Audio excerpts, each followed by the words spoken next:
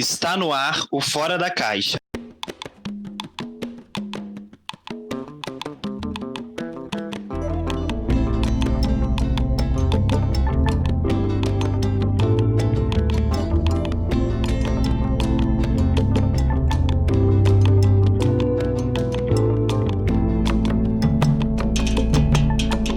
Está no ar o Fora da Caixa, que vem apresentar o seu 27º episódio. Sejam muito bem-vindos, meus pretos e pretas, seja de onde você estiver queimando neste momento no Brasil. Porque eu vou falar, viu, gente? Eu tenho certeza que nesse momento tem muita gente suando ouvindo esse episódio, porque eu estou suando gravando esse episódio. Creio que nossos ouvintes já conhecem bem o nosso podcast, mas para você que está nos escutando pela primeira vez, o Fora da Caixa é um podcast que vem discutir as vivências negras e as identidades periféricas. Para você conhecer um pouco mais do nosso projeto, você pode visitar o nosso site foradacaixacast.com.br para conhecer um pouco mais sobre a gente. E também você pode acessar as nossas redes sociais, Instagram e Twitter, como @ForaDaCaixaCast, para poder acompanhar um pouco mais o nosso trabalho. Comecei a falar e acabei esquecendo de me apresentar, né, que mal educado. Quem vos fala é o Wesley Faustino, mais conhecido como Faustino por aí. E você pode me encontrar nas redes sociais, no Instagram e no Twitter, como @elfaustino. No último episódio, nós recebemos uma dupla incrível aqui para iniciar nosso papo sobre meio ambiente. A Thaís e o Marconi, que mandaram super bem no tema sobre o avanço das discussões ambientais e suas repercussões ao longo das décadas. Falamos um pouco sobre o contexto político e sobre a preservação dos biomas. No episódio dessa semana, iremos dar continuidade a essa conversa tão interessante sobre a questão ambiental. Mas dessa vez queremos uma nova direção. Dar uma nova direção. E para dar conta desse assunto tão importante, temos dois convidados muito ilustres. De um canto, ele que já não é mais novato, ele que está de volta porque amou o nosso podcast e é um biólogo que já mora no nosso coração. Seja bem-vindo, Marconi, de novo. Olá, Faustino. Olá, pessoal. Olá, Isabela. Eu aqui de novo. Né? Um grande prazer estar aqui novamente, debatendo um tema tão caro, tão importante. Marconi, seja muito, muito bem-vindo de novo. Sério, prazer ter você aqui. Obrigado. Do outro lado, ela que está fazendo sua estreia na nossa mesa virtual, a incrível Isabela Oliveira. Isa, seja muito bem-vinda à mesa do nosso Fora da Caixa. É um prazer estar aqui. Obrigada. Vamos lá, né? Espero contribuir aí da melhor forma com o podcast. Com certeza vai contribuir muito bem. Marconi, eu sei que a galera que já te conhece e tal, porque você já participou aqui, mas me fala aí de novo, para quem não te conhece, que preto é você na cena? Eu acho que eu vou dar uma revisitada do que eu falei no primeiro episódio. Eu sou aquele preto que está na cena e está reconstruindo a cena, né? Porque sempre tem o que mudar, o que melhorar, o que aprimorar, enfim. E reconstruindo aí, aprendendo de maneira coletiva, com os nossos, nos afetos, enfim. Como formação, eu sou biólogo, já tive experiências aí em diversas áreas da biologia, fiz um mestrado em biologia celular, mais visado para a saúde humana, e nos últimos 1 ano e meio eu tenho reconfigurado meu modo de fazer biologia através do resgate da minha ancestralidade, conceituando aí outras formas de entender a vida, de conceber a vida através da ancestralidade africana e aprendendo muito também com os saberes dos povos indígenas, né, que são saberes aí infinitos que a gente tem muito que aprender e que se inspirar aí, né, para o nosso viver. Com certeza, Marconi, muito bem-vindo e você sabe que é um prazer ter você aqui de novo, beleza? Igualmente, prazerzão.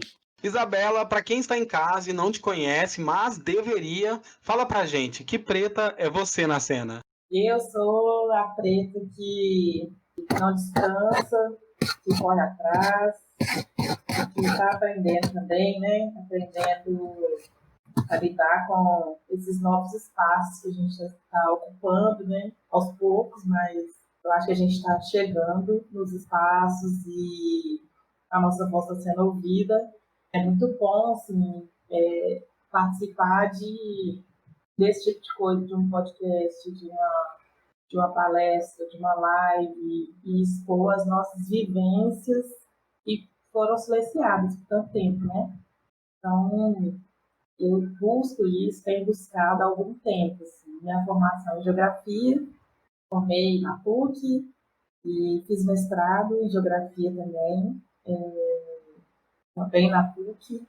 e doutorado também na PUC, defendi meu doutorado esse ano, estou aí tentando corrigir minha tese para entregar, e minha pesquisa é direcionada para cultura negra, no sentido de geografia de festas do Rosário, eu estudo geografia da região, geografia cultural, trabalho como consultora ambiental numa empresa e também com essa mesma temática da parte do impacto cultural que os empreendimentos trazem para as comunidades, para os grupos tradicionais, para o patrimônio cultural.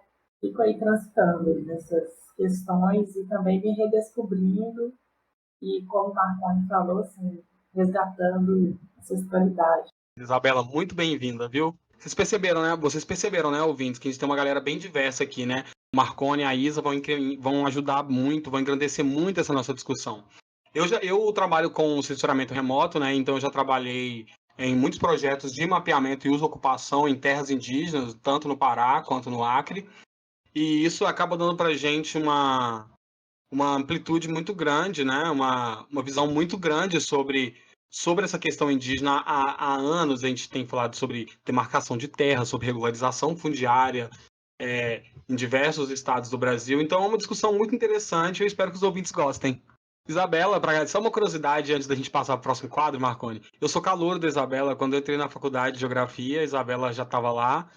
Eu lembro muito bem dela, foi assim que eu conheci ela. E até hoje, Isabela, você está na minha mente, porque eu acho que é válido comentar aqui, porque quando eu entrei na Geografia, na PUC, né, uma universidade particular, eu me senti muito deslocado por ter tantas pessoas negras assim no meu convívio, até mesmo na minha sala. Então eu vi a Isabela à distância, assim, uma mulher negra na geografia. Isabela, era muito importante para mim, eu só acho que você só não sabia disso. Nossa, eu tô até emocionada agora. Acho que é isso, gente. O calor está extremo.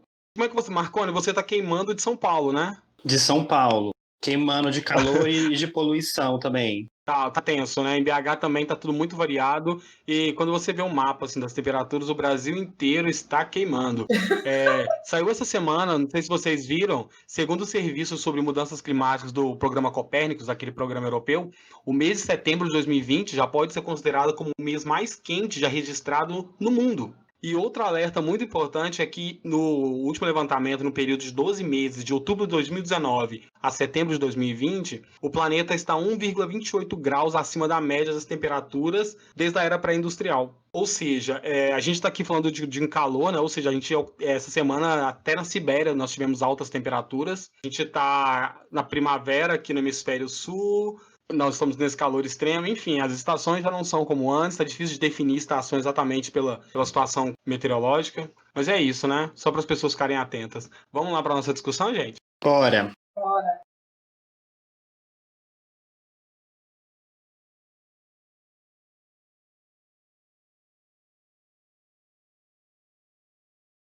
Mesmo ocupando o território nacional há mais de 500 anos, foi apenas em 1973 que foi aprovada a Lei nº 6.001, mais conhecida como o Estatuto do Índio, que visava garantir aos povos indígenas a garantia dos seus direitos e território.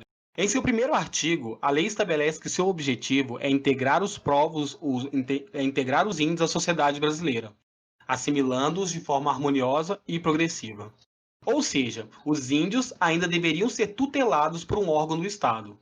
Antes, a CPI, Serviço de Proteção aos Índios, e atualmente a FUNAI, Fundação Nacional do Índio. A FUNAI foi criada em 1967, durante a ditadura militar. Sabemos que a ditadura pretendia reformar a estrutura administrativa do Estado e promover a expansão político-econômica para o interior do país, sobretudo sobre a região amazônica, ou seja, a tão sonhada conquista do Oeste. As políticas indigenistas foram integralmente subordinadas aos planos de defesa nacional, construção de estradas hidrelétricas, expansão de fazendas e extração de minério. Sua atuação foi mantida em plena afinidade com os aparelhos responsáveis por implementar essas políticas. A ação da FUNAI durante a ditadura foi fortemente marcada pela perspectiva assimilacionista, ou seja, assimilar os índios à cultura nacional então conhecida. Com a Constituição de 88, os povos indígenas pela primeira vez foram reconhecidos pelo direito à diferença, rompendo com a tradição assimilacionista que prevaleceu até então. Foi garantido, então, o usufruto exclusivo de seus territórios tradicionalmente ocupados, definidos a partir de seus usos, costumes e tradição. Em 1991, o Estatuto do Índio foi revisado, partindo das inovações propostas pela nova Constituição de 88. Várias novas pautas foram abordadas, como a situação jurídica dos índios e as responsabilidades assistenciais da FUNAI, os direitos de autoria e a propriedade intelectual, a proteção ambiental e a regulamentação do uso e exploração de recursos naturais, os procedimentos de demarcação de terras indígenas. Ao longo das décadas, os povos indígenas perderam territórios, mesmo tendo terras demarcadas, e são os principais atingidos com a perda dos biomas brasileiros. Em todos os governos, a pauta indígena sempre foi mal trabalhada e executada. Vimos a ascensão de uma bancada ruralista, vimos a ascensão de um presidente que quer reduzir o tamanho das terras indígenas e que acredita que existe um índio evoluído, com muitas aspas. Quer alterar as demarcações e seus níveis de proteção. Ele culpa os indígenas pelas queimadas em suas terras e a lista aqui poderia continuar crescendo. Mas eu não vou perder muito tempo falando das mazelas do Bolsonaro mais uma vez, né? Porque 27 episódios fazendo isso. Então, Isabelle Marconi, me falem, como o brasileiro vê e trata seus povos tradicionais? E aí, Isabela, quer começar? Já que você é iniciante, é estreante. Olha o jogo, hein? Bom, eu acho que a gente tem a gente, eu incluo, né? Uma concepção ainda pouco esclarecida de povos tradicionais, assim, porque a gente remete sempre a indígenas, quilombolas. Quilombolas eu acho que é uma discussão ainda até muito recente, mas a gente também tem que lembrar de outros povos tradicionais que são tão responsáveis por preservar tanto quanto os indígenas também. E eu acho que a gente percebe como pessoas diferentes da gente, que estão em outro lugar, estão ocupando outro espaço, tão distante da gente, quando na verdade os povos tradicionais estão por toda parte, inclusive não só no meio rural, né? Como a gente discutiu aí essa questão do meio rural anteriormente, mais cedo, mas os povos tradicionais eles estão em todos os lugares e eles são responsáveis pela preservação ambiental de uma forma geral, assim, não considerando somente árvore, água e fauna, assim, não nesse sentido mais superficial da coisa. Pensar nos povos de terreiro, nas comunidades tradicionais dos ciganos, nas quebradeiras de coco, nos pescadores, nos ribeirinhos. Então, assim, a gente precisa pensar além dos povos indígenas somente e pensar em toda essa população tradicional que é responsável também por uma preservação de certa maneira, assim como nós. E não, a gente precisa evoluir de forma positiva o pensamento para ver essas pessoas não tão distante da gente. A gente está no mesmo espaço. E você, Marconi? Eu acho que a forma que o povo brasileiro, no geral, assim, entende os povos tradicionais é ainda de um modo muito colonizado, né? Uma forma de relação ainda muito colonizada, porque é a forma que a gente é configurado na educação, é a forma que a consciência, essa consciência nacional, né, dita consciência nacional, ela é concebida, que é de uma forma ainda muito colonizada, muito ainda virada para os Estados Unidos, para a Europa. Então a gente acaba enxergando esses povos ainda como inferiores, como ingênuos, como ignorantes, como sem cultura. A gente os enxerga ainda muito com um espírito paternalista, como se eles precisassem dessa civilização, né? Como se eles não fossem povos autônomos que tivessem os seus saberes, os seus costumes, as suas culturas. Então a gente enxerga ainda de uma forma ainda muito de homogeneização, a gente não enxerga a diversidade que compõe, né, esse nosso território aqui. Então eu acho que isso, na verdade, é uma perda enorme, porque ao a gente homogeneizar, né, ao a gente não enxergar essa diversidade, a gente também perde a oportunidade de conhecer melhor o que o nosso país tem de potente em questão de memória, de cultura, de resistência, de música, de culinária, de religião, de línguas e linguagens, enfim, de todos os componentes, né, dos saberes de existências humanas e existências humanas autênticas, né? Fora dessa civilização em que tudo é igual, tudo é padrão, e que a gente está vendo aí que está nos levando para um cenário de destruição, né? Então, eu acho que, infelizmente, o Brasil ainda não enxerga os povos tradicionais na sua potência e na diversidade que os compõe.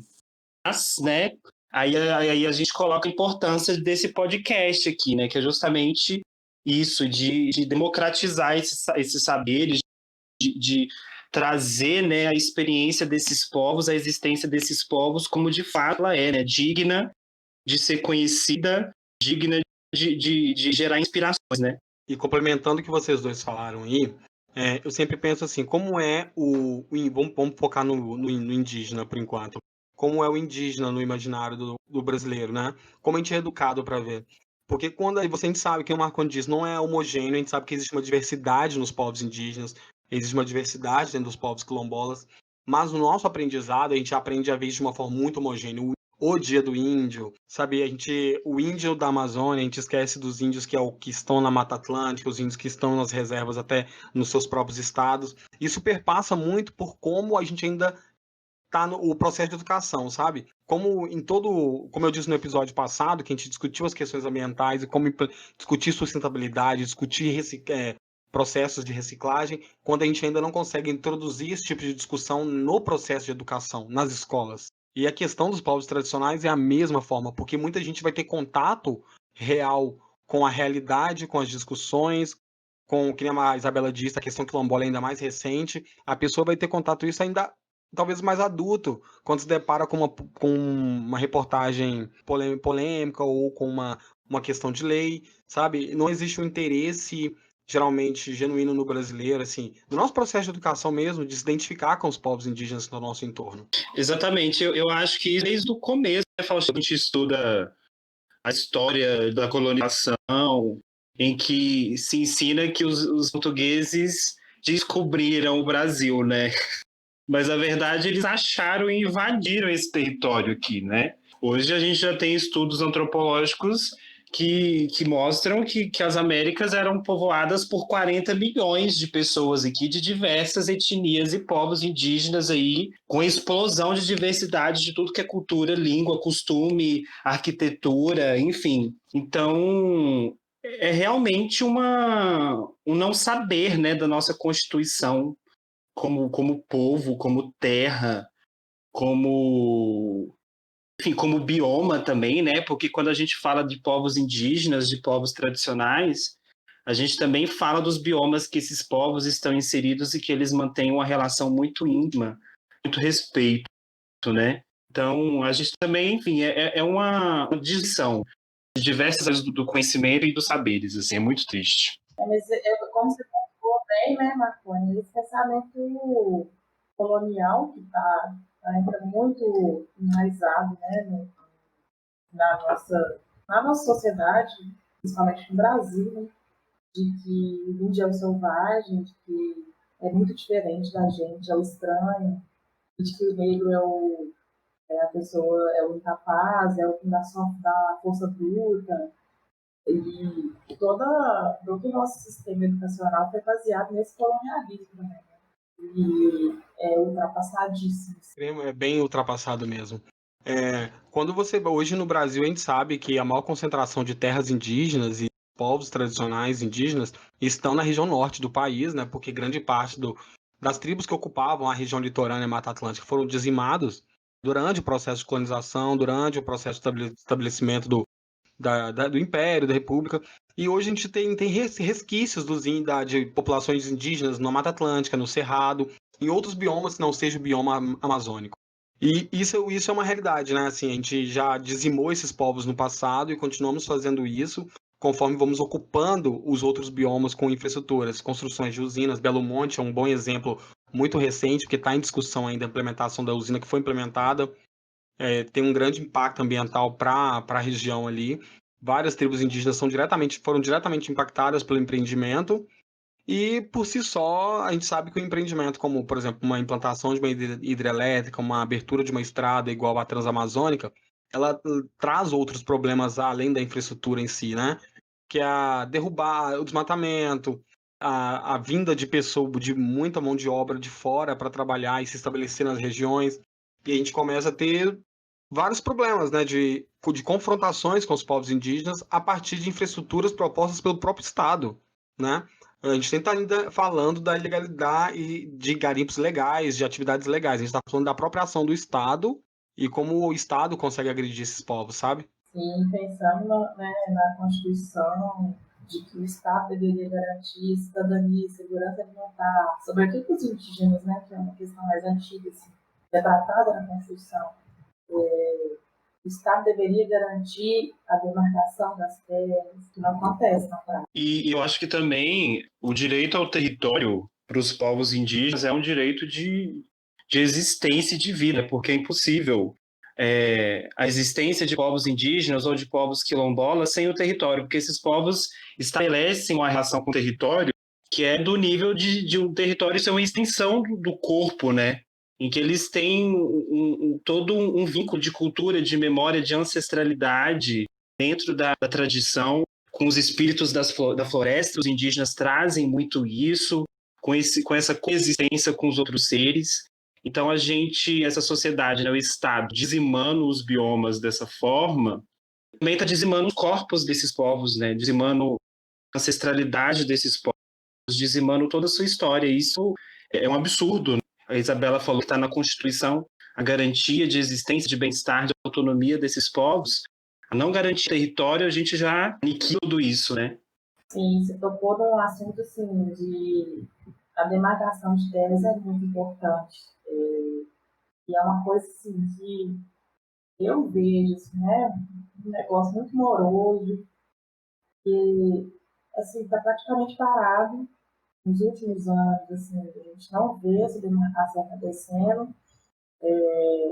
O processo, assim, tem comunidades quilombolas, por exemplo, e terras indígenas também, com a entrada de processo em 2003, ou às vezes antes disso, em 1980, assim, tentando uma demarcação, tentando conseguir território, porque quando você fala de território, né, no sentido geográfico, e sobretudo geográfico cultural, assim, que é o que eu estudo, assim, que é mais uma coisa que tem bem afinidade,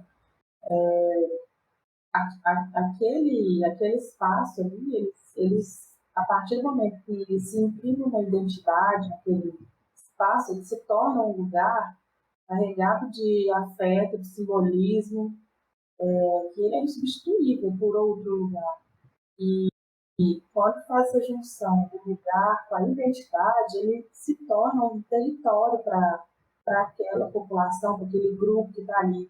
E aí depende de que grupo seja, né? Assim, quilombola, indígena, ou os povos de terreiro, também são os povos tradicionais, os ribeirinhos, os pescadores. Aquele lugar, naquele espaço, existe uma afetividade. E existe uma territorialidade ali, que é a situação do território, a situação do território da afetividade com o território.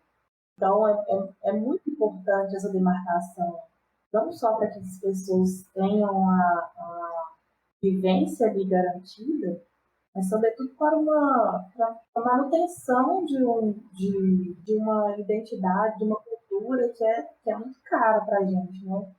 Muito importante, que construiu a sociedade, a população brasileira. A gente é filho disso tudo. Então, assim, eu acho um problema enorme. Vou falar que é paralisação, porque para mim está parado. Assim, as coisas não andam na titulação de terras quilombolas e indígenas. Então, assim, sei lá, os anos onde teve mais território titulado, demarcado, foram os anos de 2003, 2004, 2005, e depois isso vai caindo até que, assim, o negócio não anda. Fica ali, né? Existe também uma intenção de não andar. Importante, acho que ressaltar até para os ouvintes, que em relação à demarcação de terras, existe status, né, Isabelle Marconi, que, por exemplo, tanto as terras indígenas quanto quilombolas têm status ou de regularizada, ou ela está em tramitação, que aí fica 8, 10, 15 anos aguardando, até a demarcação oficializa e resguarda aquele território perante a lei. Então, exatamente pela existência da tribo indígena e do povo quilombola ali naquele território, não garante para ele o direito de usufruto daquele mesmo. Não, né? Então ele precisa dessa tramitação toda burocrática que o Estado dá, que é respaldado pelos órgãos do Estado, tanto a FUNAI, quanto o INCRA, quanto os órgãos regulatórios, né? E eu ressaltando isso, é muito complicado aqui no Brasil a gente discutir demarcação de terras de povos tradicionais quando a gente não conseguiu fazer até hoje a reforma agrária, sabe? A gente não tem esses conceitos bem estabelecidos de território.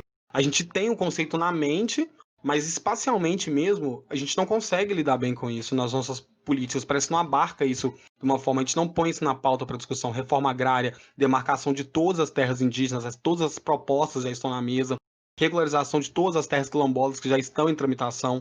Acelerar esse processo, sabe? Você não tem aceleração porque geralmente esses órgãos e essas fundações do governo elas têm um efetivo de funcionários muito baixo para dar conta e cargo daquilo, ou existe um desinteresse mesmo, ou aquela fundação, ou aquele instituto está subordinado a um ministério cujo ministro não está afim de trabalhar direito.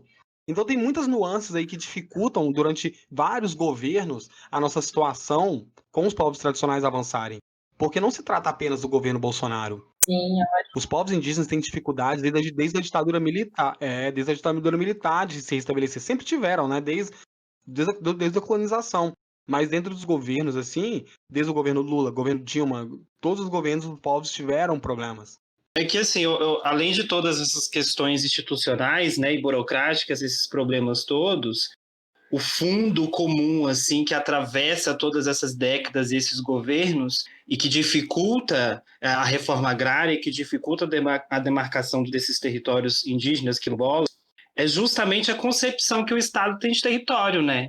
Eu acho que a gente tem que partir para uma mudança filosófica de concepção do que se entende por território, porque, infelizmente, o território por Estado é único e exclusivamente aquele que dá garantia de lucro, né? De retorno de lucro para fazer o capital girar. Então, quando a gente fala de território, como a Isabela falou, o afetivo, né, ao nível de manutenção de memória, ao nível de manutenção de comunidade, de persistência histórica, isso não interessa ao Estado, né? E aí volta no começo, que é o Estado calcado na colonização, calcado no juízo capitalista. Então, se a gente... E quando eu falo a gente, né, é o Estado, essa estrutura, se essa estrutura não fazer essa mudança de concepção do que é o território, é isso que a gente está vendo, vai continuar atravessando governos de esquerda e direita e esses territórios não vão ser garantidos. E é engraçado, porque isso esbarra, assim, eu sempre penso muito isso. A gente tem que estabelecer vários parques nacionais e áreas de preservação, né,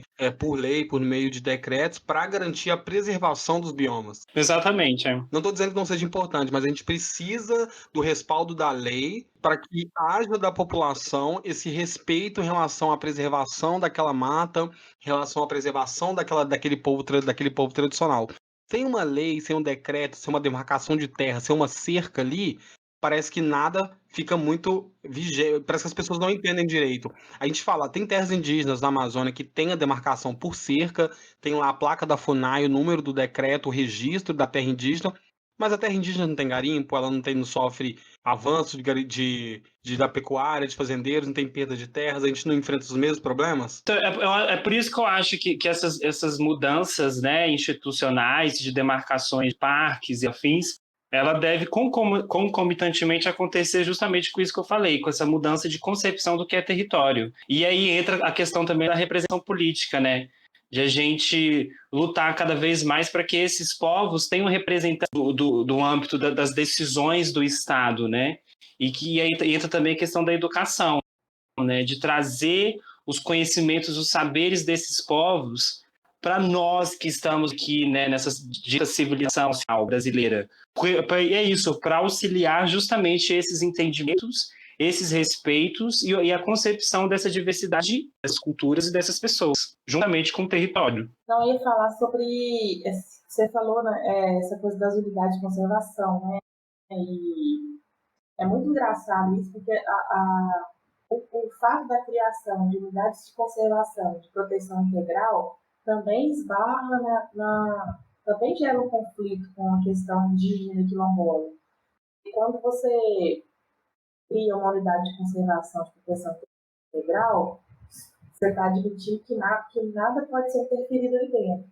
E aí eu vejo a importância da criação das reservas extrativistas enquanto unidade de conservação de uso sustentável.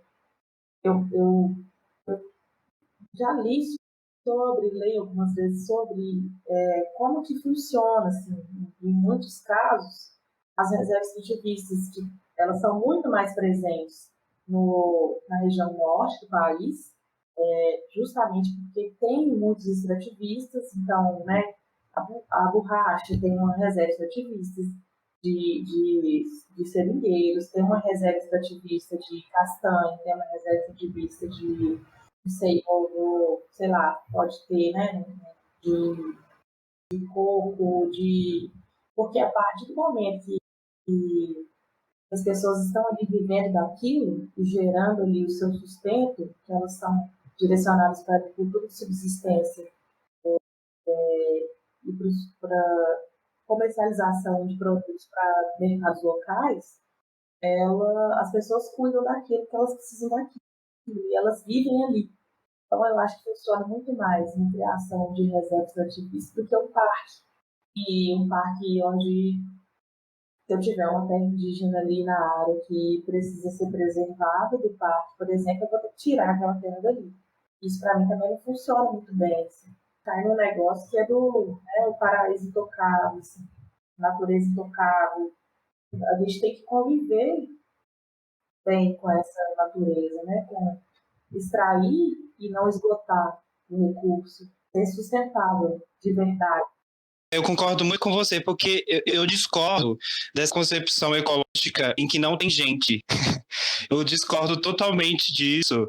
Eu acho que quando você concebe uma ecologia sem gente, sem pessoas, você ainda está dentro do campo da mentalidade capitalista, da mentalidade liberalista, dessa visão de homem e natureza. Eu não consigo conceber isso. Eu acho que a visão ecológica verdadeiramente revolucionária, ela tem que envolver as pessoas, porque nós somos ecologia também. A gente é natureza, né? Porque, infelizmente, dentro desse sistema, a gente é ensinado que a natureza sempre é aquilo que está externo a nós, né? Então, é aquele rio, é aquela floresta, é aquele animal, é aquele bicho, mas a gente nunca aponta para a gente ao falar de natureza. Eu acho que tem que haver essa virada. Ao a gente falar de natureza, a gente tem que apontar para a gente e entender que a gente está em relação com tudo isso. E para envolver as pessoas, tem que envolver educação, tem que envolver saberes tradicionais, enfim.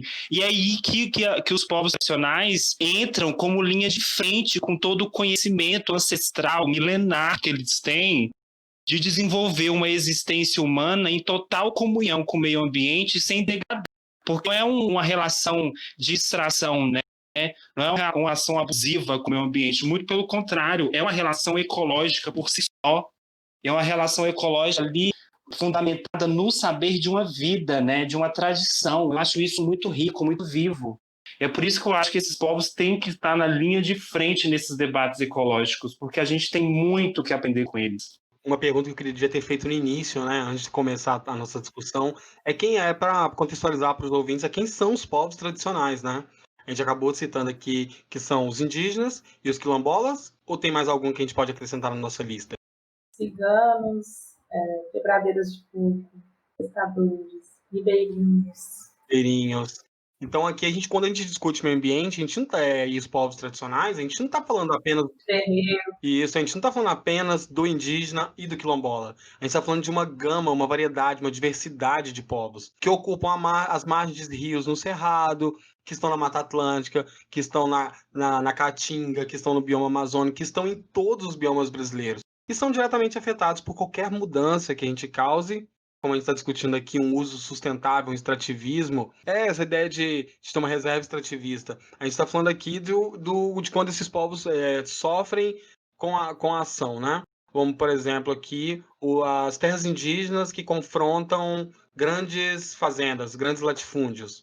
É sempre muito complicado quando envolve agricultura e pecuária, porque a discussão é sempre pelo viés econômico, o que me incomoda bastante, sabe? O Faustino, eu acho importante também né? A Isabela comentou, incrementou aí, né? Esses tantos outros povos tradicionais, essa diversidade. É importante a gente pautar que eles são diversos e eles lutam para a garantia dessa diversidade, né? Eles lutam para a garantia de continuar existindo em sua diversidade, não por essa assimilação a essa sociedade, né? É uma diversidade que eles se fazem sobre ela através dela, né? Em suas cosmovisões, culturas, enfim. E o Ailton Krenak, o livro dele, eu acho muito bom a passagem, que ele fala num tom de ironia, meio de deboche, assim, que ele fala que ele se preocupa muito com os brancos, né, nesse caminho que a gente está tomando do colapso ambiental. Porque os povos tradicionais, na diversidade que os compõem, eles têm um repertório de vida, né, muito grande, eles têm um repertório de mudança, eles são muito adeptos a mudanças, às transformações, enfim. E eles estão resistindo aí desde que Brasil é Brasil. Então, ele já tem um histórico de resistência, né, e de criação de mecanismos de defesa e de persistência. Coisa que os brancos, no caso que o Ailton Krenak se refere, a essa civilização brasileira, eles não têm, né? Porque é sempre muito homogêneo, sempre muito igual, sempre muito engessado dentro dos padrões. Então, o Ailton Krenak fala que ele tem dó dos brancos e eu compartilho dessa opinião com ele. Eu também tenho muita dó dessa civilização agora que a gente está caminhando para esse curso, porque não tem outra opção a não ser a gente reverter isso, né? Não tem. E para reverter isso é criar outras formas de vida. Criar outras formas de se relacionar com o meio, né? O que os povos tradicionais já fazem sinergia, já tem essa já trabalham bem. Para vocês, assim, qual é a relação dos povos tradicionais com a preservação dos biomas, por exemplo? Eu volto na mesma questão, assim, eu diria que é uma relação afetiva e uma relação de cuidado. É uma relação que a gente precisa aprender a ter, inclusive. Uma relação que enxerga aquilo como parte da gente e que sabe cuidar para que aquilo ali, no caso, né, a natureza em si, orgânica ali, para que ela nos devolva o que a gente precisa, porque a gente precisa dela, né? Então, num sentido bem simples, assim, simplista, e que não é tão simples assim, né? Que é uma coisa bem profunda, é essa relação de afetividade e de cuidado e que a gente precisa aprender a ter assim, com esses povos tradicionais, sobretudo no momento que a gente está vivendo, assim, a gente está vindo aí de uma série de incêndios, né, incêndios criminosos aí, no Pantanal, uma coisa muito triste, queimou quase 4 milhões de hectares, né, de um bioma tão importante para o ecossistema, local e regional também. E eu sei, assim, é muito triste que a gente chegue num ponto desse, né? Porque a maioria dos incêndios são criminosos e você já citou, né? Uma questão aí, geralmente, assim, por parte de latifundiários, né? Tem uma questão muito forte envolvida nisso aí. E o negócio está acabando, né? Queimou quase 26% de área do Pantanal, a Amazônia também queimou, a gente já veio de uma grande quantidade de área do ano passado da Amazônia queimada, e esse ano novamente. A gente não tem uma condição climática favorável, ao mesmo tempo a gente não tem um governo que está preocupado com isso, e aí é o caos instaurado. Exatamente. Eu acho que quando a gente fala pensa, né, a relação dos povos indígenas, dos povos tradicionais com os biomas, é isso que eu falei, é uma relação em que eles se incluem dentro da biodiversidade do bioma, né? Eles não fazem essa distinção entre humano e natureza. Então, por exemplo, tem estudos agora na área de antropologia, juntamente com a biologia, em que, por exemplo, na região amazônica já foram catalogados 3.000 sítios arqueológicos que remontam, né, aos povos indígenas pré-colombianos, ou seja, aqueles povos indígenas que viviam na região amazônica antes da chegada, né, dos europeus. E o que esses estudos estão mostrando é que os povos viviam uma relação tão íntima, tão em comunhão com a biodiversidade local, que muitas das espécies, por exemplo, que eles utilizavam na alimentação, então a abundância dessas espécies na Amazônia, ela é 5 vezes mais do que das outras espécies, né? Então você percebe como esses povos, em vez de, ao contrário dessas nossas sociedades que deturpa, né, que destrói o bioma, a vivência desses povos, na verdade, potencializa a biodiversidade, né? Potencializa a presença de espécies, no caso aqui que esses estudos estão mostrando, espécies vegetais. Então, é importante a gente entender que esses povos, desde muito tempo, eles estabelecem uma relação com a floresta. A gente nem pode entender como um começo de agricultura, como uma agricultura primordial, não. Na verdade, eles fazem um manejo do bioma, um manejo da floresta como floresta. Um manejo da floresta respeitando a biodiversidade ali presente em que eles estão inclusos, né? E que eu acho que é isso, a gente tem muito que aprender com essa convivência, com essa existência humana, em comunhão, em coexistência com esses outros seres que dividem, né, com a gente. E volta do que a gente conversou no início, de que a gente não pode, que a gente precisa parar de ver esses povos como distantes da gente, né? Como algo de estranho, a gente precisa conviver, a gente precisa aprender, a gente precisa... Exatamente. Né, entender essa vivência, compartilhar essa vivência, porque a gente também é parte dessa vivência. Vocês estão falando aí, né, de como os povos tradicionais ajudam à preservação. Tem aquela questão também, assim, em relação aos impactos ambientais e como eles influenciam diretamente na manutenção e preservação desses povos tradicionais. A implementação de uma hidrelétrica, por exemplo, vamos pensar aqui, ela impacta diretamente na dinâmica de vida de diversas aldeias, né? Em relação à pesca, porque muda ali a dinâmica de fluxo de vazão dos rios, ela inunda áreas, né? Que muda também a dinâmica e desloca algumas comunidades tradicionais para as outras áreas. Quantas comunidades tradicionais já não foram realocadas e reconstruídas em outros lugares para dar lugar a reservatórios de água?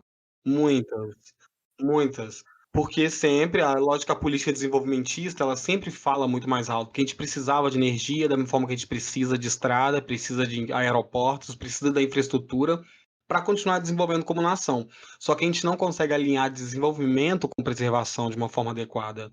Porque para a gente ainda o desenvolvimento ele é primordial acima da preservação, não só do meio natural, mas desses povos tradicionais também, do saber cultural desses povos. Assim, eu assumo uma postura totalmente anticapitalista nesses debates. Eu acho que na minha opinião, minha concepção, não tem como casar sustentabilidade com desenvolvimento capitalista. Porque o capitalismo em si, ele se configura numa expansão descontrolada.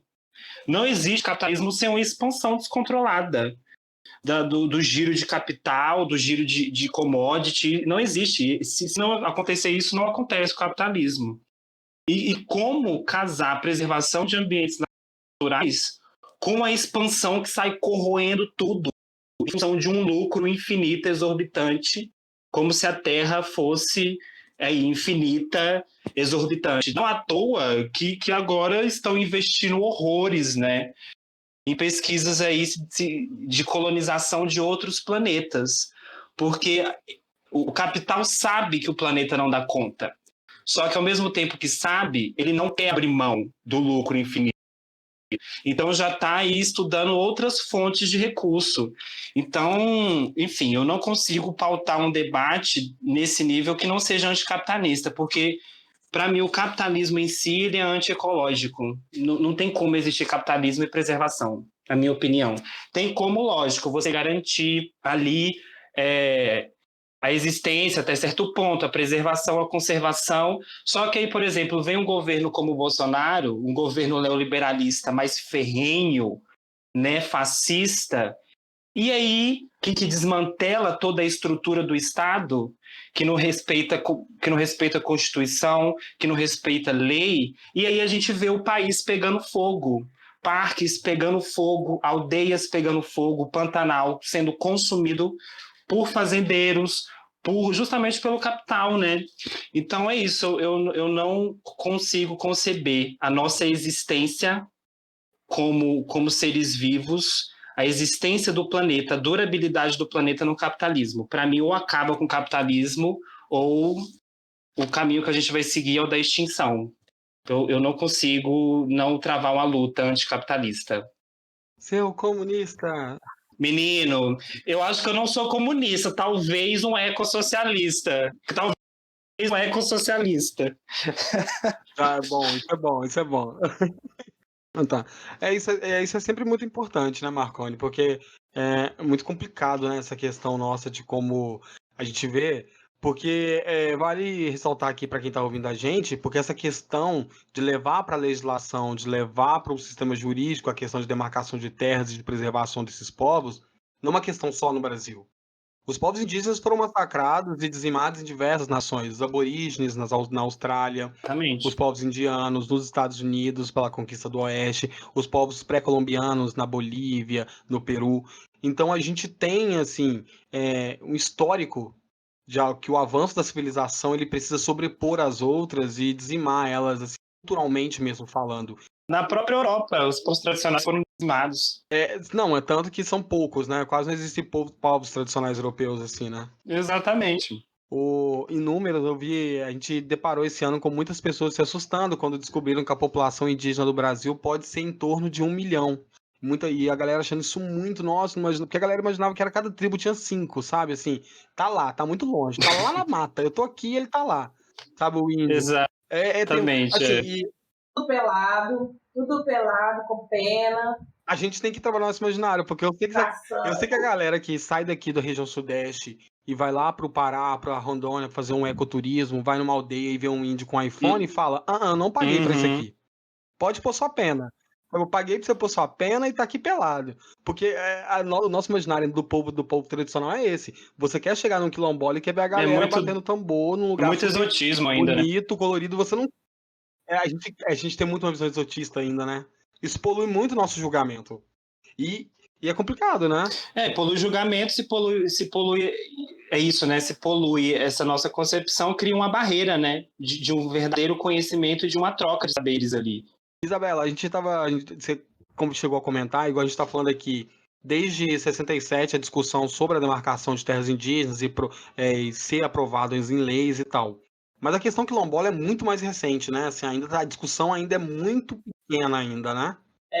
2003, olha, é muito recente. Em 2003, a legislação garante, na Constituição fala, mas assim, a que garante, né, essa demarcação de território, tudo é de 2003. É muito recente. É muito recente. E aí você pensa que foi, assim, no governo do Lula que as legislações começaram a se direcionar nesse sentido. Não, nada partidário, assim, mas só quando o governo de esquerda entrou é que a gente teve uma evolução, mesmo que pequena, nessas questões quilombolas. E por ser tão recente e por, vamos dizer assim, né, comunidades quilombolas, na verdade, o termo correto é comunidades remanescentes quilombolas, não tem essa coisa do exotismo tão forte do indígena, né? O quilombola está no urbano, né? Também. Ele está mais próximo da gente. Assim. Em Minas, por exemplo, a gente tem inúmeras comunidades remanescentes de quilombo, tituladas, não tituladas, certificadas, não certificadas. E até para se chegar nessas comunidades, para convencer essas comunidades para se autodeclararem quilombolas, é um processo assim, gigante, demora, existe uma equipe para fazer um relatório, para apresentar esse relatório, e aí as coisas, assim, a gente teve titulações, a gente teve garantia de territórios, a gente teve muitas certificações, como você disse aí, um processo, né? Tem a comunidade primeiro ela se autodeclara, depois tem um estudo, depois tem a certificação, e aí o negócio também para ali também, porque né, sei lá, o nosso presidente ali antes da eleição tem uma fala aí, né, de cada quilombola gosta de trabalhar, quilombola. É a mesma visão colonialista de que por que essa comunidade merece esse território. E como é tão recente, essas comunidades remanescentes quilombo, elas foram perdendo parte do seu território. Geralmente são territórios de doações, né? Porque as pessoas, a população negra não estava aqui, ela foi trazida, escravizada. Então, esses territórios geralmente foram doados por pessoas, padres, fazendeiros, né? O próprio dono daquele negro que foi escravizado doou ali, quando da abolição, ou territórios que eles ocuparam em um certo momento, e eles foram perdendo, porque nenhuma legislação antes de 2003 resguardou nada, absolutamente nada.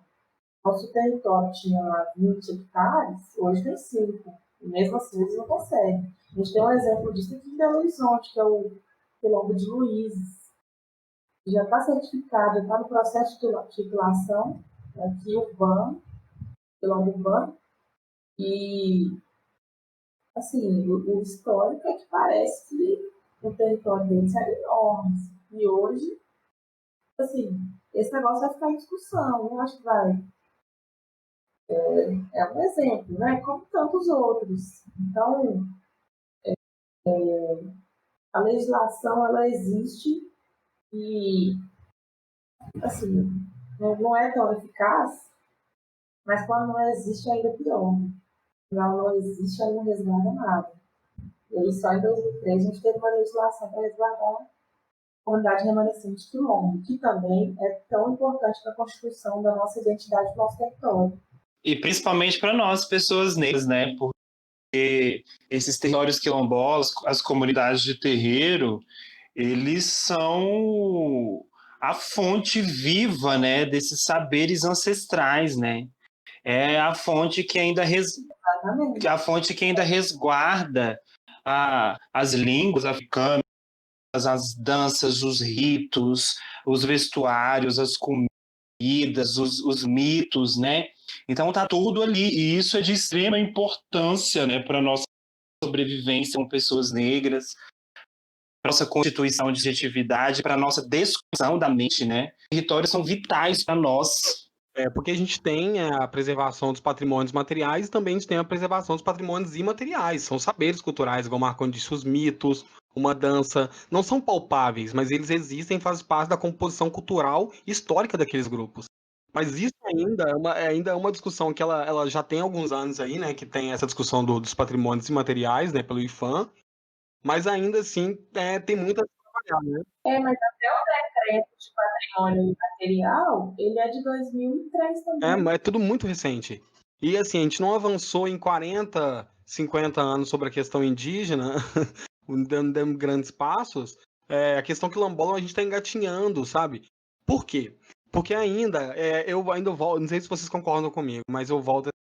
As pessoas que chegam para fazer política, as pessoas que estão ali dispostas, elas vêm da sociedade, elas são civis, elas vêm da sociedade comum, elas surgem daqui, elas são produto desse meio.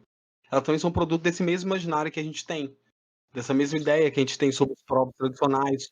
O decreto de patrimônio material é de 2000. Também é recente, né? Não é de 2013. É tudo muito recente. E eu não lembro do meu processo educacional, tanto no ensino infantil, no ensino fundamental, no ensino médio, até mesmo na graduação, Não, foco sobre o estudo das terras quilombolas. Não, jamais. A educação ela é toda nos moldes disso, né, da produção capitalista e colonial. Por exemplo, eu também nunca tive, desde o ensino básico, fundamental, médio, nunca tive. Eu tive sempre aquela mesma história, né, dos escravos e de que os portugueses, né, acharam os indígenas, enfim. Nunca foi uma história de fato contada através dessas pessoas. E na faculdade, mesmo eu estudando biologia, nunca, a gente, mesmo estudando conservação, ecologia, a gente nunca teve alguma aula ou alguma matéria destinada aos conhecimentos desses povos na questão ecológica. Então, eu acho que, infelizmente, é uma coisa que é isso, né? Meio autodidata, né? Que a gente vai ali, através dos afetos, estabelecendo os nossos coletivos com os nossos, e aí a gente vai entrando em contato com isso. Eu acho que ainda é porque a gente falha muito, porque a gente, além de trabalhar com homogeneizar muito a situação, a gente torna um sujeito. Por exemplo, a criança está aprendendo sobre o índio. É, O índio é o sujeito. O exatamente. quilombo dos Palmares é o quilombo. Sabe? Então, assim, então a gente sai da escola achando que quilombo é o dos Palmares. E que ficou no passado, né? E que ficou lá, não Sabe? existe agora. Essa é a referência. A gente sai. Exato. Então, assim, a gente ainda, no nosso processo educacional, falha muito. Eu não queria aprender sobre o índio, mas eu poderia, por exemplo, me ensina sobre uma tribo. Sabe? Aí eu sei que não tem como a gente aprender sobre a diversidade, porque são muitos. Tem tribos isoladas que nunca tiveram contato, que a gente sabe pouquíssimas coisas. A gente entende. Mas eu acho que o ensino ainda, quando uma criança está aprendendo sobre o índio, sobre o quilombola, é ainda o sujeito, o representante dos, sabe? Isso enfraquece muito, sabe? O aprendizado. O envolvimento com essa temática na nossa adolescência, na nossa vida adulta, sabe? Existe um distanciamento muito grande do brasileiro para com os povos tradicionais, caso ele não se identifique. Porque, como você disse, eu, enquanto homem negro, me identifico muito com a situação quilombola e com os quilombos do Brasil, e também me identifico muito com a questão indígena das situações, porque por gostar de meio ambiente e por ser super interessado pela situação do meu país e gostar de preservação. Agora, se alguém não se identifica com nenhum desses pontos, ela acha que ela não é responsável por gostar do índio ou do quilombola. É, não adianta. Que isso envolve o racismo também, né? O preconceito religioso, Total, enfim, é muita total. coisa embutida. Quando a Sim, gente pensa na Lei de Diretrizes e Bases da Educação, só em 2003 é que a temática de história e cultura brasileira e indígena se tornou obrigatória. Então, assim, né? 2003. Então, assim, eu acho que isso também vem muito. E mesmo assim ela não é implementada, né?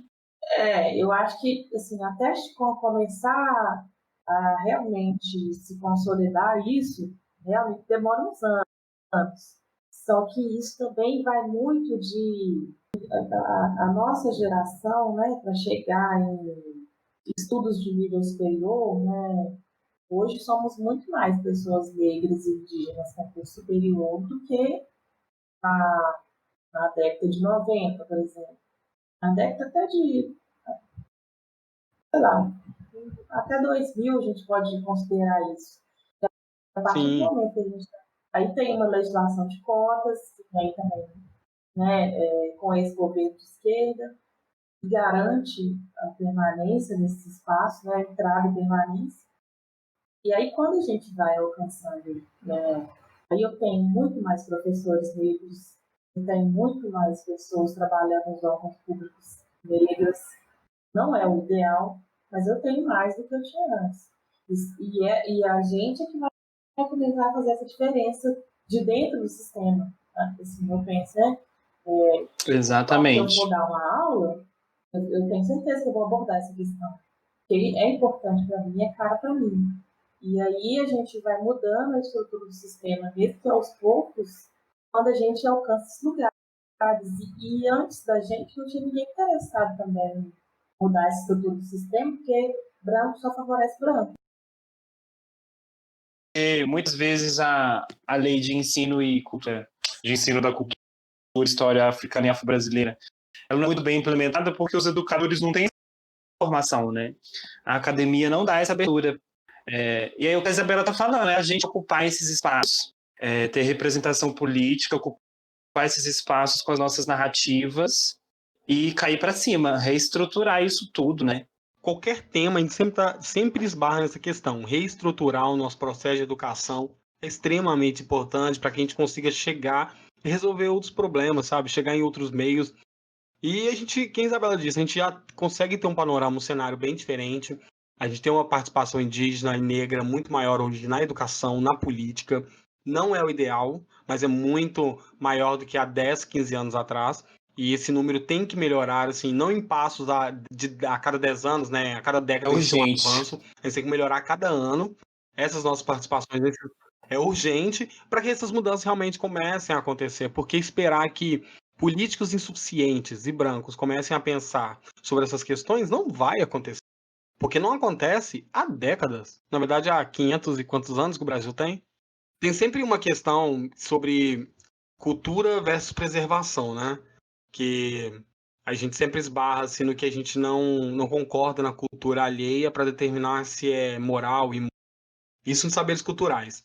Quando se trata de meio ambiente, o indígena, por exemplo, Marconi, como é que ele faz para poder manter suas tradições de caçar, pescar, colher na mata, quando ele tem que lidar com essa perda de território pela pecuária, quando esses problemas de demarcação de terra, ou ele está numa reserva indígena que é uma área de preservação?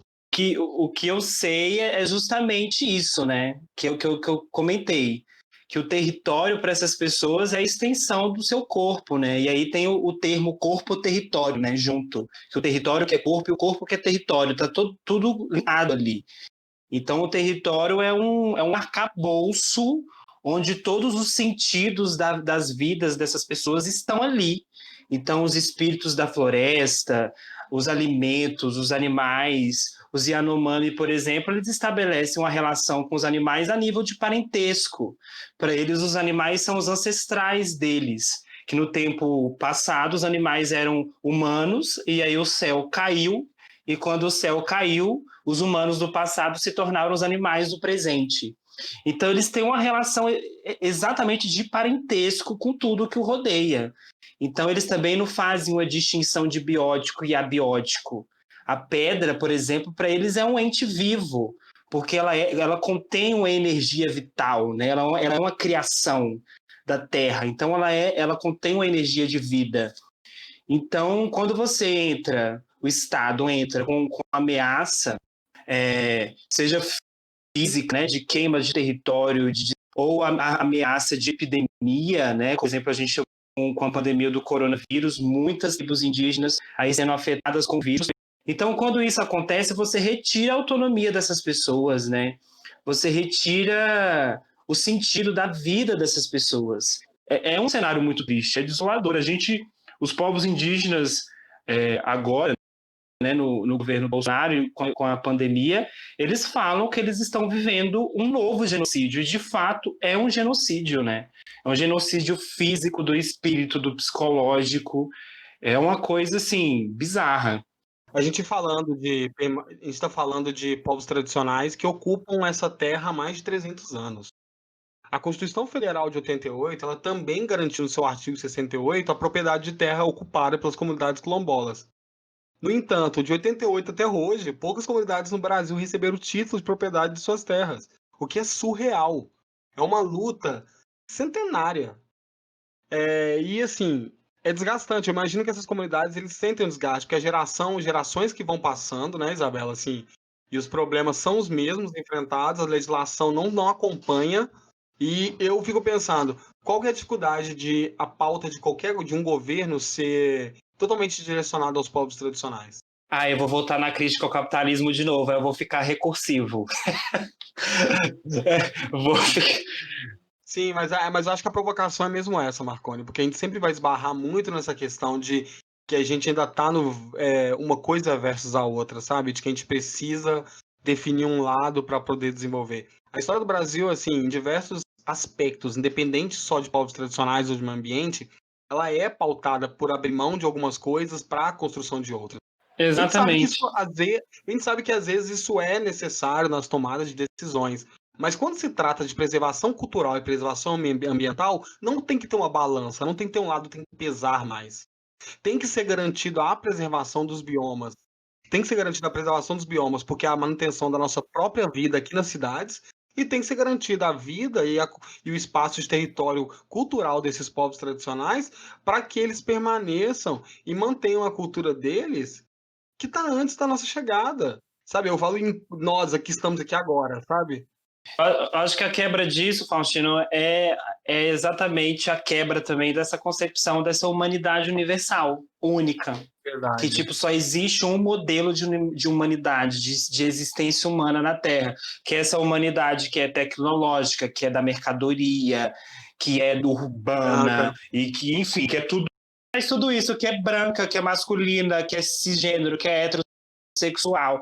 E aí traz todos esses padrões, né? Que é exatamente essa concepção da humanidade universal.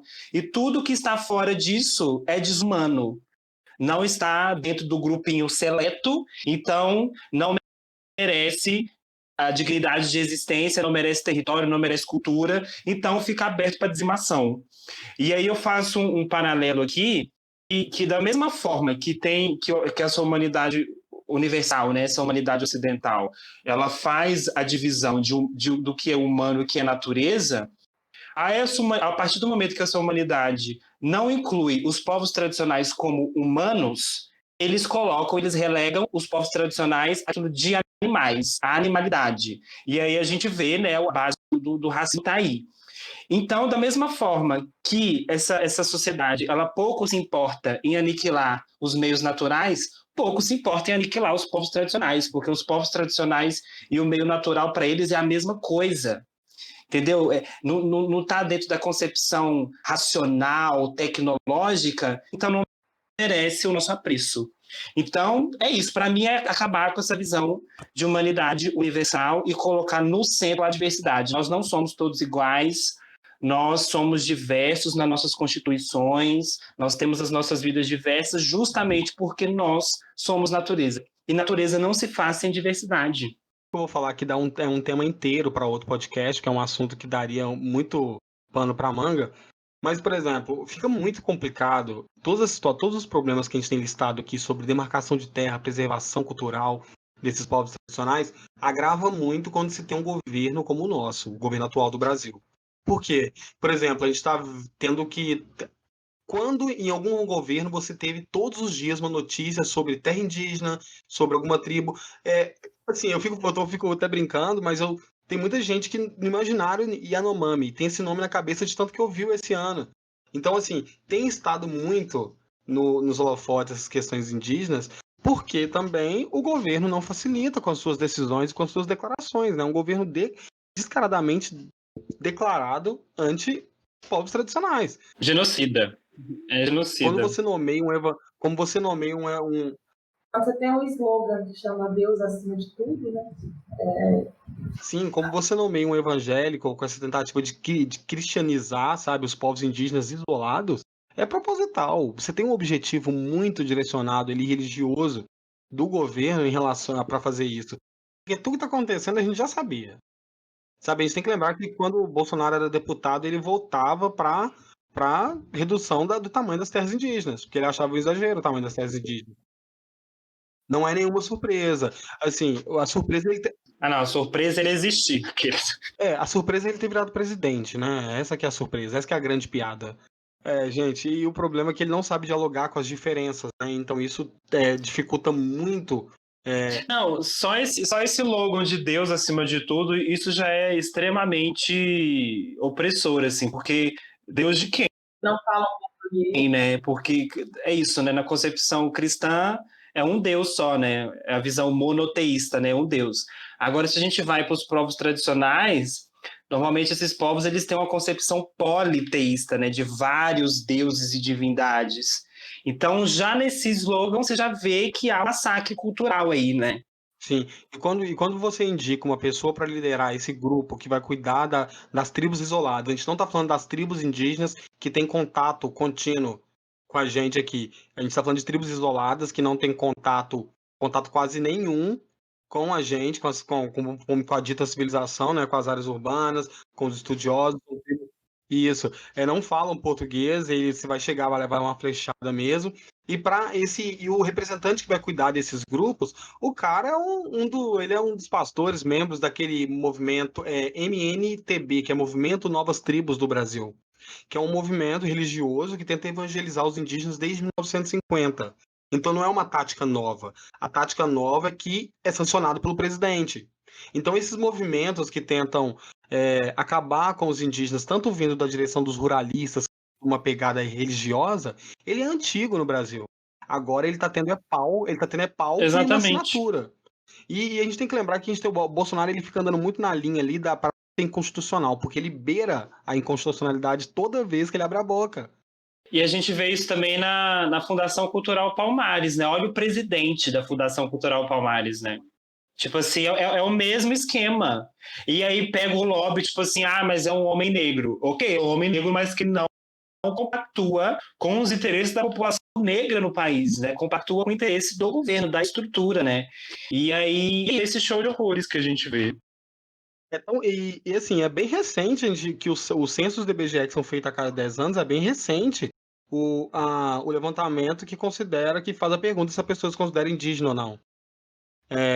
Não era um item que estava descrito lá. Então, realmente, a gente vai começar a ter o aumento da população indígena porque o censo passa a considerar aquele indivíduo. Quando o censo passar a considerar Quando o censo passar a considerar não só a sua cor de pele como negro, mas possibilitar que você se identifique como quilombola, será que nós vamos ter um aumento da população quilombola identificada na estratificação lá da população brasileira? Talvez sim. Então a nossa forma de pesquisar tem que mudar também, nossa forma de levantar os dados, sabe? Para dar seleção pela política. E para a gente conseguir dar embasamento científico, político, até social para as futuras gerações, para que esse diálogo, essa discussão continue, sabe? E cada vez mais aprimorado. Eu acho que os avanços vêm porque hoje eu tenho essa discussão sobre quilombolas, terras indígenas dentro da minha casa. É uma discussão que meu pai não teria com o pai dele e ele também não conseguiu ter com a gente e eu tenho com eles hoje. E eu vou conseguir ter com meus filhos. Eu tenho que essa linha, assim, lógico que ela não consegue se repetir em todas as casas, sabe? Mas eu gosto de pensar que existe uma mudança ali de ponto de estalo para começar a raciocinar e se identificar com essas questões.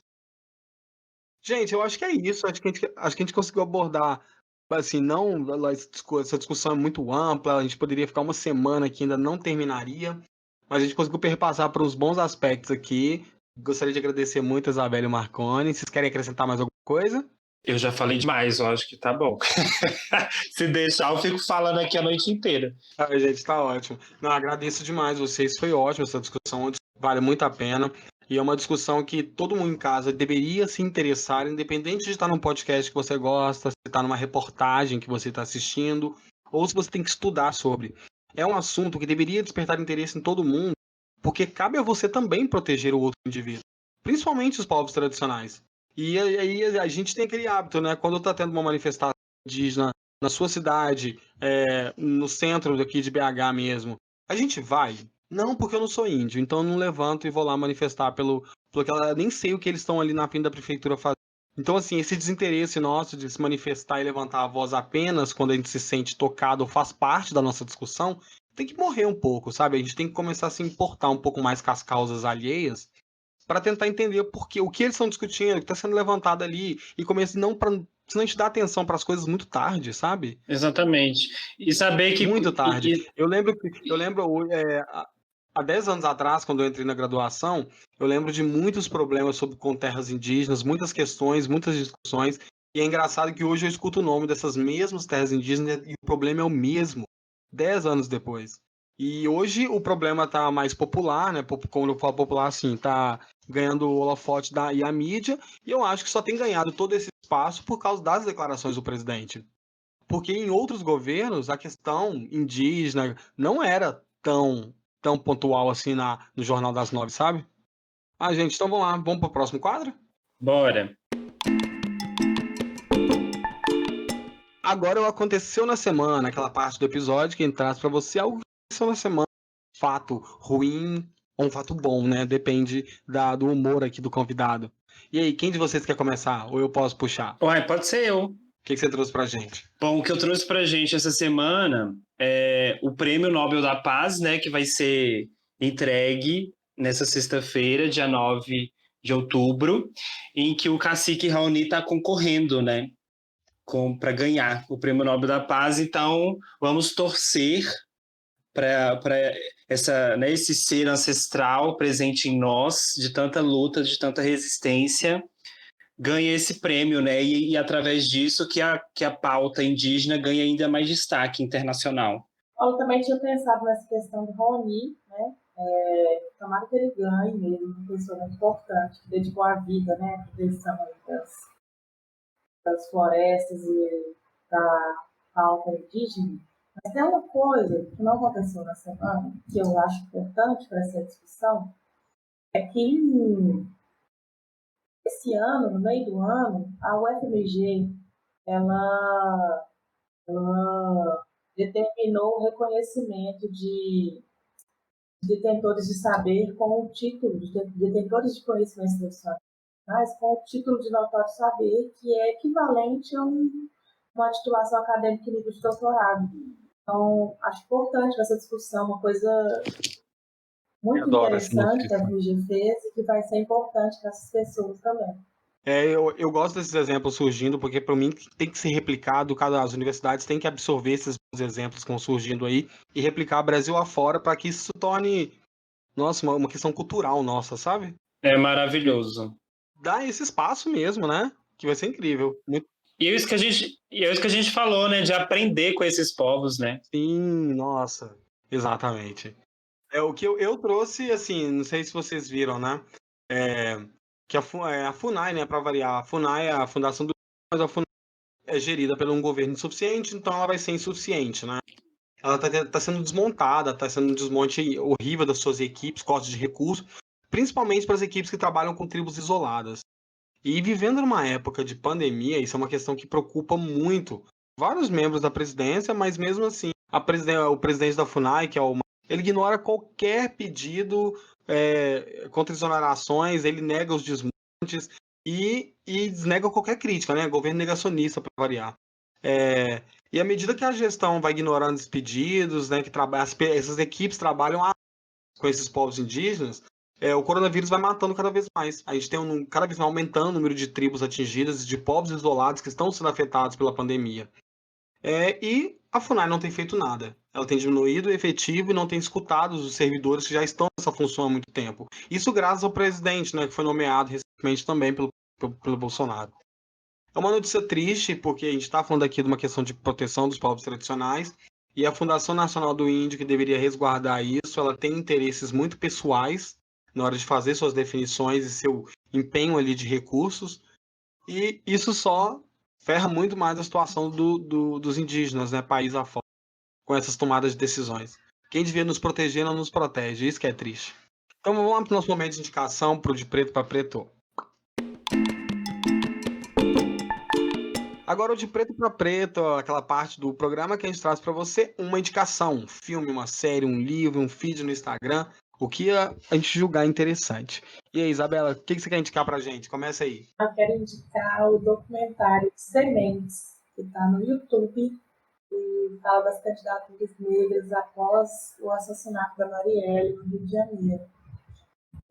Candidaturas de mulheres negras e o processo eleitoral até algumas serem eleitas, e é emocionante, sim, e a gente vê a importância da representatividade da mulher negra na política e a força da mulher negra na política e como assim que esse assassinato, infelizmente, aconteceu, né?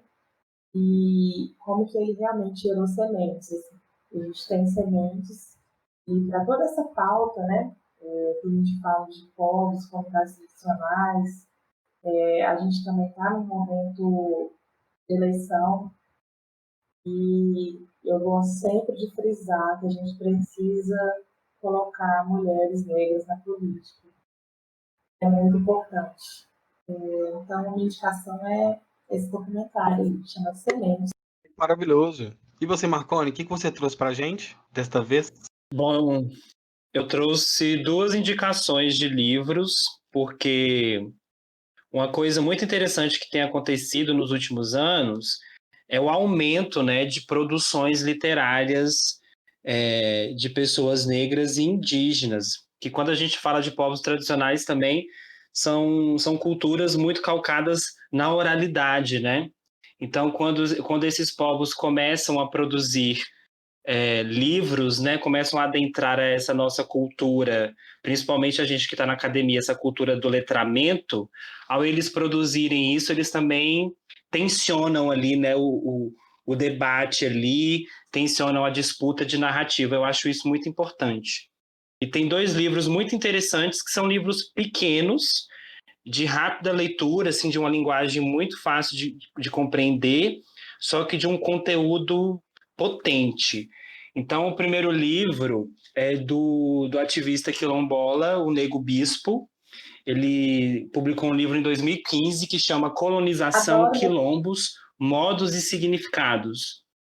Esse livro é maravilhoso. Então, esse livro, se você colocar no Google, ele está lá em PDF. Eu não estou fazendo pirataria intelectual aqui. Na mão. O próprio Nego Bispo, ele disponibiliza o livro em PDF, porque para ele, justamente, em oposição à academia, ele fala que o conhecimento não deve ser mercantilizado, o conhecimento dele deve ser compartilhado. Então, tem o livro em PDF no Google, maravilhoso. E o segundo livro é do Ailton Krenak, que é o Ideias para Adiar o Fim do Mundo, que é maravilhoso, que traz traz esse debate, né, a crítica a essa humanidade universal, ao capital e a perda da sensibilidade, né, dessa vivência em conexão com o vivo. Então são leituras muito importantes que nos fazem ter insights assim bem libertadores. Gostei demais, Marconi. Eu quero indicar, assim, a Unesco, né, ela sempre faz uns festivais, né, internacionais para promover a cultura na América Latina e no Caribe. E ano passado teve um festival de filmes curtas indígenas de diversas nações da América Latina e do Caribe. Então a Unesco disponibilizou isso numa playlist no YouTube, então é gratuito, é fácil de assistir. Chama Online Indigenous Film Festival, que é o OIFF.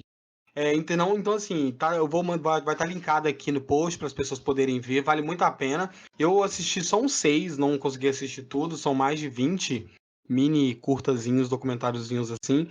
São em outros idiomas, sabe? Alguns deles são em idiomas nativos dos indígenas mesmo, nem em espanhol e em português, e que é incrível, incrível, é uma percepção muito colorida, porque a cada vídeo vai Bolívia, Peru, México, aí Brasil, você vai vendo uma diferença diversa desses povos tradicionais indígenas e que é incrível. Vale a pena a título de curiosidade. E outro é um documentário que eu tinha assistido há um tempo e eu lembrei dele muito porque ele casa muito, que é um documentário, não sei se você conhece, Isabela, que chama O Vale dos Quilombos. Não conheço, não. Não conhece? Ele é muito bom, ele é dirigido pelo Chico Guariba. Ele fala da região do Vale do Ribeira, que é uma região que concentra, ela é uma grande reserva de atlântica, muito importante para o país. Mas nesse vale, que é essa região, essa referência, né, geográfica ali, tem indígenas, caiçaras, quilombolas, pequenos agricultores, ribeirinhos, tudo numa única região. Então, assim, e ele traz essa discussão da Constituição, que é como esses povos viram aí estabelecendo a mudança e a proteção do território, e eles, ao longo dos anos, vendo nada acontecer. E esse documentário vai registrando essa percepção dessas comunidades frente a esse avanço político. É muito interessante, porque a gente se olha de fora, né? Então é importante ter esse olhar de dentro, de como a percepção de dentro para fora, de como é que eles veem as nossas tomadas de decisões em relação a seus próprios territórios. Então vale muito a pena ver o Vale dos Quilombos. Na época eu baixei, né? Hoje deve ter, não sei se ele está em algum streaming, mas é fácil de encontrar, um documentário de 2010, mas é sempre atual, né, gente? É sempre atual esse tipo de documentário, não muda, os problemas são. Gente, eu acho que é isso. Muito obrigado pelas indicações. Lembrando, ouvintes, que todas as indicações vão estar linkadas no post deste episódio no nosso site, foradacaixacast.com.br. Fala aí, Marconi e Isa, indica para os ouvintes suas redes sociais para eles poderem seguir e conhecer mais vocês. Meu é Isabela com S. Isabela Geo de Geografia, GEO, 31, Instagram. E Isabela Oliveira, Facebook. Não tem outras redes. E o meu arroba no Instagram é @marcone, com E no final, marcone.mls. E aí lá na bio do Instagram mesmo já tem o link do meu Twitter, enfim. Então lá já acha tudo. Já chega assim, conversando, tô brincando. Já chega na intimidade. Ai, gente, que ótimo. Gente, queria agradecer vocês dois pela participação, sério, foi incrível. Marconi, muito obrigado pela participação de novo, só te agradeço. Isabela, Eu que agradeço, foi incrível. Isabela, muito bem-vinda, sempre bem-vinda à mesa da Caixa. Que pena a gente não tá podendo gravar presencialmente, mas é sério, muito feliz de você ter topado participar. Volte sempre. Eu que agradeço, foi um prazer, foi muito boa a discussão e confortável. Eu adorei, que bom que você ficou confortável, seja muito bem-vinda. Então, ouvintes, é isso. Chegamos mais a um fim de mais um episódio do Fora da Caixa. A gente se vê na semana que vem com mais um episódio incrível aqui para vocês. Não se esqueçam de seguir nas redes sociais, e Twitter como @Fora da Caixa Cast. E é isso, curte, compartilha, visite nosso site e até semana que vem com mais um episódio. Tchau. Tchau, gente. Ai, meu Deus. Tchau, gente. Vamos dar um tchau decente. Tchau, gente. Ai, meu Deus. Tchau, Muito gente. engraçado, Até a tá? próxima.